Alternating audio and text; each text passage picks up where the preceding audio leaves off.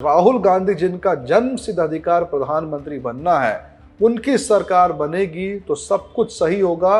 अगर उनकी सरकार नहीं बने, कांग्रेस पार्टी को अगर जनता ने आउट कर दिया तो ये इलेक्शन कमीशन पर क्वेश्चन करेंगे और कहीं ना कहीं पूरे के पूरे देश में जनता को भ्रमित करके एक गवर्नेंस क्राइसिस, एक संवैधानिक क्राइसिस लाने की कोशिश करेंगे। 1985 में महाराष्ट्र की असेंबली में 24% वोटर्स यानी कि 44 लाख नए वोटर्स जुड़े और उसके बाद कांग्रेस की सरकार बनी। शंकरराव चौहान वहां के मुख्यमंत्री बने, इसलिए वहां का चुनाव पूरी तरह से निष्पक्ष था। 1990 में वापस से 35% वोटर्स बढ़े और 80 लाख वोटर्स में इजाफा हुआ और शरद पवार वहां के मुख्यमंत्री बने कांग्रेस पार्टी से और वहां का इलेक्शन पूरी तरह से न्यूट्रल था। 1995 के इलेक्शन में वापस से 30% वोटर बढ़े, शिवसेना की सरकार आई और मनोहर जोशी वहां के मुख्यमंत्री बने। चुनाव पूरी तरह से निष्पक्ष था। 1999 के इलेक्शन में फिर से 12% वोट काट दिए गए, 48 लाख वोटर्स को बाहर कर दिया गया और विलासराव देशमुख कांग्रेस से मुख्यमंत्री बने। चुनाव पूरी तरह से निष्पक्ष था, न्यूट्रल था, क्योंकि कांग्रेस की सरकार बनी थी। 2004 के चुनाव में 20% वोटर्स बढ़े, 71 लाख नए वोटर्स बने और विलासराव देशमुख वहां के मुख्यमंत्री बने। चुनाव पूरी तरह से निष्पक्ष था।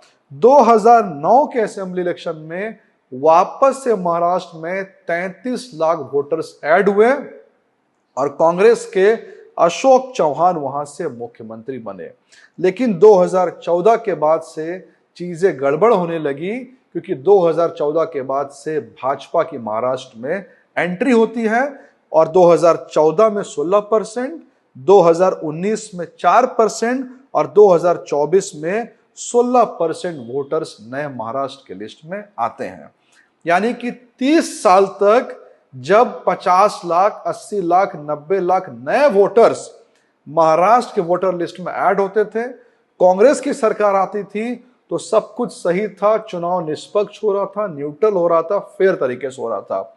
लेकिन जैसे ही 2024 में जो ट्रेंड शुरू से 1985 से चलता हुआ आ रहा है, यानी हर बार महाराष्ट्र में वोटर्स ऐड हो रहे हैं क्योंकि माइग्रेशन बहुत ज्यादा है, 2024 में भी 16% नए वोटर्स बने।